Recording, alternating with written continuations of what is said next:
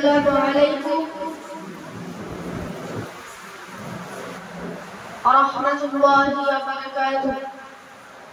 نحمده ونصلي على رسوله الكريم.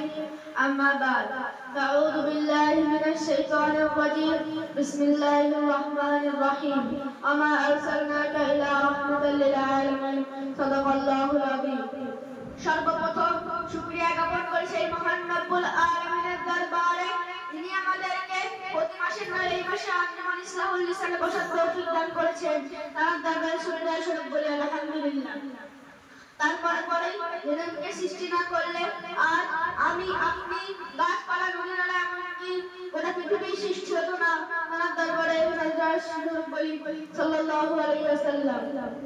অতঃপর আমার সামনে উপবিষ্ট সম্মানীয় বিচারক মণ্ডলী এবং আমার সামনে উপবিষ্ট সকল ক্লাসী সাথী ভাইয়েরা, সকলকে আন্তরিক সালাম জানিয়ে আমি আমার বক্তব্য দিকে রাখতে যাচ্ছি।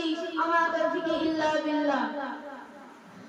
প্রিয় শ্রোতা মণ্ডলী, আজ থেকে প্রায় 500 বছর পূর্বে যখন ধরার বুকে অত্যাচার, অবিচার, শিরক, বিদআত, বেঈমানের দুনিয়া ঘোর অন্ধকারের মধ্যে ছিল, তখন মানুষ চালাক পাখিতে আকাশ পানে দাঁড়িয়ে থাকতো, তখন আল্লাহ দুধে দুনিয়ায় শাসক হবে।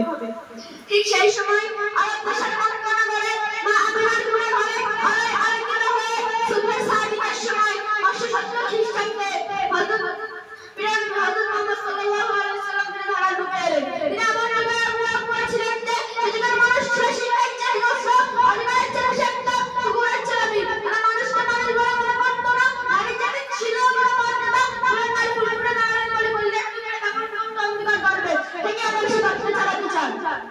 ঠিক সেই সময় অশান্তি বার্তা দূর করতে, শান্তি বার্তা ফিরিয়ে আনতে তিনি বিভিন্ন রাজচিন্তা বঞ্চিত অপমানিত দুর্বল মানুষদের মহিলাদের শান্তি ফিরিয়ে আনলেন।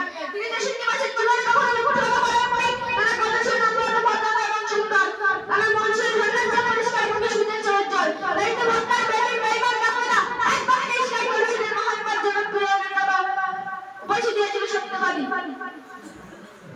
আমরা যদি নবীর আদর্শ পারি তাহলে আমরা সুসম্মানে সম্মানিত হব। আমাদের সবাইকে নবীর আদর্শে চলার তৌফিক দান করুন। আমিন সুম্মা আমিন।